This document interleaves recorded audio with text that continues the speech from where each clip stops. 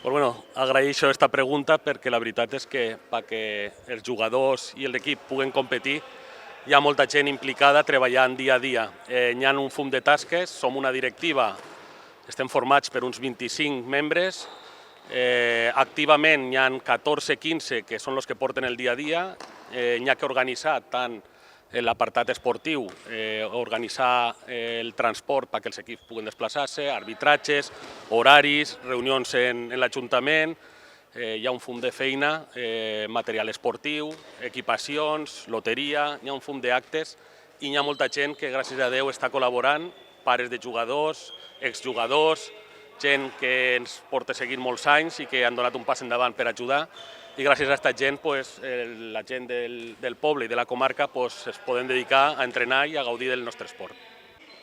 No és que hagi canviat, bàsicament som la mateixa gent, sí que hi ha gent nova que ha tirat una mà enguany i que s'ha involucrat.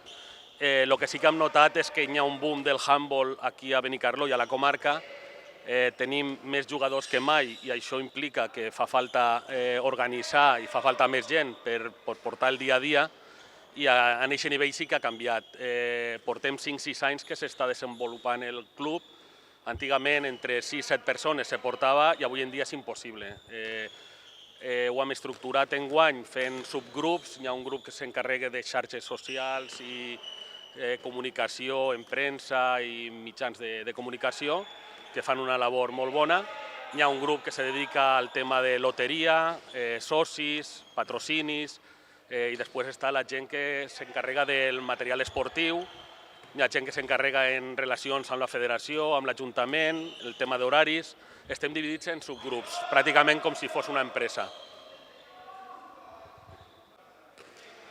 Des d'ací vull aprofitar per a convidar a tots els pares dels jugadors, gent que li agrada el handball, a que participen de la junta directiva i que vinguin al club a col·laborar, a passar un rato divertit, i veuran que l'ambient és molt bo i a part tiraran una mà a que l'esport en el poble i la comarca se desenvolupi.